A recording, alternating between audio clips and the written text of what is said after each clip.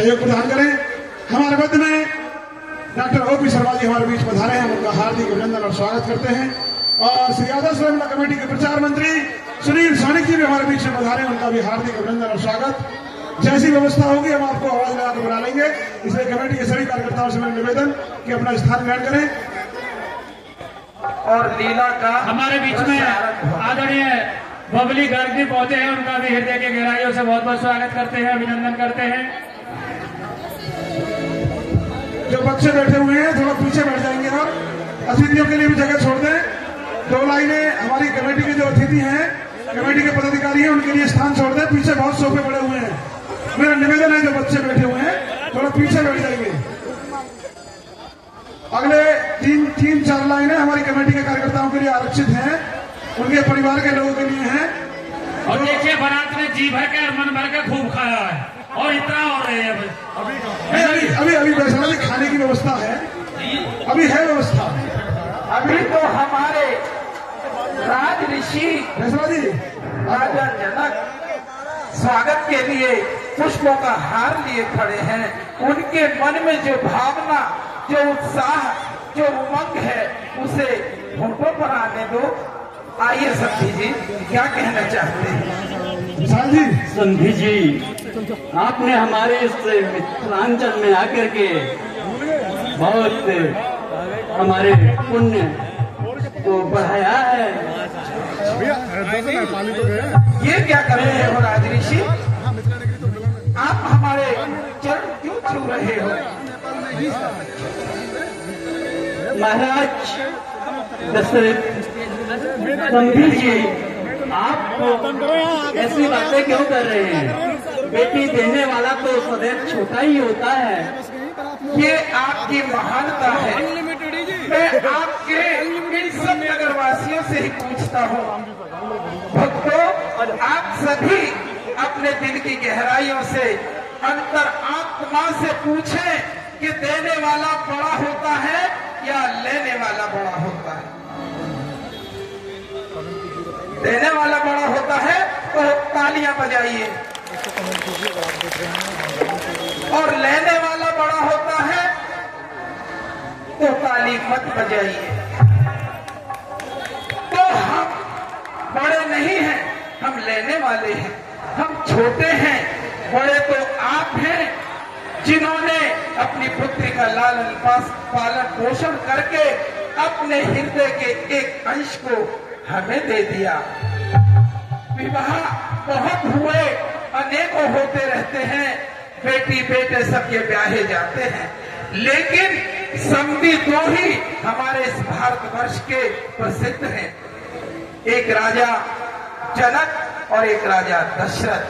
क्योंकि इनमें कभी भी मतभेद, इनकी बेटी इनके बेटों में कभी भी मनमुटाव नहीं हुआ, और ना ही इन दोनों परिवार में, क्योंकि समधि का अर्थ है संबंधी, सम माने बराबर और बंध माने रिश्ता, यानी बराबर का रिश्ता, एक का बेटा एक की बेटी।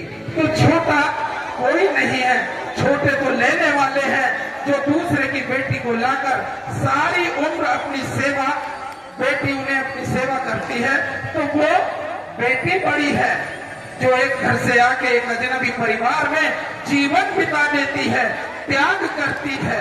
और बेटे वालों की तो यही जिम्मेदारी बनती है कि बहू लड़कनी घर में आई, राखों नैन पलक की नाई, कि बेटी किसी की जब बहू बनकर हमारे घर आती है तो हमें उसकी ऐसी रक्षा करनी चाहिए जैसे आंखों की पलक रक्षा करते हैं। जरा हवा तेज चले तो पलकें झपक जाती हैं, धूल उड़े तो पलकें झपक जाती हैं, ऐसे ही उस बेटी की, उस बहू की हमें रक्षा करनी चाहिए। तो आइए अब इस विवाह को संपूर्ण कराने की ओर ले जाते हैं। तो समधी जी, अब अधिक विलंब न कीजिए। आपके जनकपुर में द्वार द्वार पर नाना प्रकार के व्यंजन, नाना प्रकार के लोगों ने हमारे स्वागत किए, और सबके मुखमंडल, क्या नर और क्या नारी, सबके मुखमंडल पर एक अजीब सी छटा थी। सब मुस्कुरा रहे थे, कोई भी हमने दुखी व्यक्ति नहीं देखा, ना ही किसी का उदास चेहरा देखा। आप ऐसा कीजिए, अब बारात के भोजन का प्रबंध कराइए। बड़ी दूर से आ रहे हैं, बड़ी भूख लगी है, आपके प्रेम के प्रसाद को पाने के लिए हम लालायित हैं। अभिनेंद्र जी, अनिल भाटी जी, ये तो आपका बड़प्पन है जो हमको इन बातों से अनुग्रहित किया। बैठो बेटा, सब बैठ जाइए। मंत्री, हाँ जी बेटा। लक्ष्मी निधि जी पिताश्री। बरातियों का संदन जी, जलपान भोजन प्रसाद की व्यवस्था की जाए। जी पिताश्री, बिल्कुल प्रबंध किया जाता है। करे पूजा मान्यता बढ़ाई, करे पूजा मान्यता बढ़ाई, करे पूजा मान्यता बढ़ाई, करे पूजा मान्यता बढ़ाई, जनवा से कहूँ चल लड़ाई, जनवा से प्रभु करे लड़ाई, जनवा से कहूँ चल लड़ाई। और भक्तों, एक बात और अद्भुत है राम बारात की, जो कि त्रेता युग से लेकर आज कलयुग तक ऐसी घटना नहीं हुई। वो कौन सी है कि जब बारात अयोध्या से महाराजा दशरथ के महल से चली तो उसमें एक विचित्रता थी, एक अनोखा पंखा। क्या कि बाराती थे, चाचा ताऊ थे, भाई थे, पड़ोसी थे, गुरु थे, संत थे, महात्मा थे, कई देशों के राजा भी थे, लेकिन दूल्हा नहीं था। तो बिना दूल्हे की बारात बताइए आपने किसकी देखी है? किसी की नहीं। सिर्फ राम जी की बारात थी ऐसी जिसमें दूल्हा नहीं था। और फिर एक दूल्हा नहीं, 4 दूल्हे हुए। कहां आकर के? जनकपुर में। क्योंकि राम जी ने धनुष तोड़ा जनकपुर में, तो वो जनकपुर में ही जनवासे में ऋषि विश्वामित्र के साथ थे। क्योंकि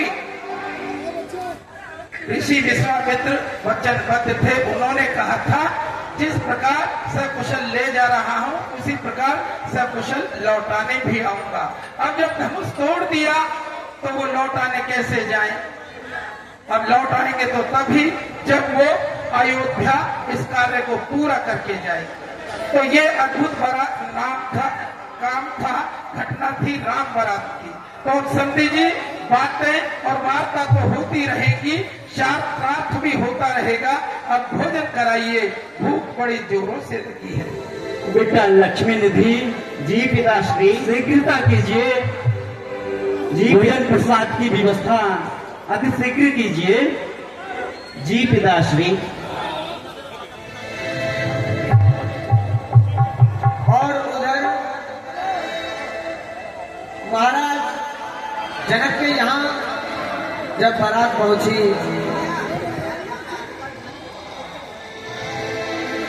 तो महाराज ने बहुत अच्छी व्यवस्था की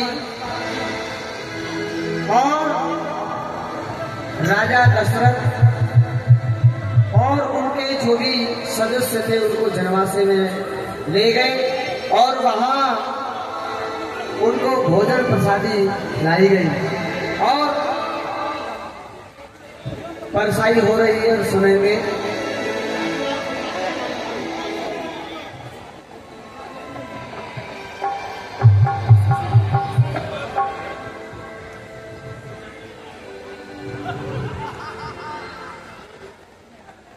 जय सिया राम, जय जय सिया राम, जय सिया राम, जय जय सिया राम, जय सिया राम, जय जय सिया राम, जय सिया राम, जय जय सिया राम, मंगल पावन जय सिया राम, मंगल पावन जय सिया राम, जय सिया राम, जय जय सिया राम, जय सिया राम,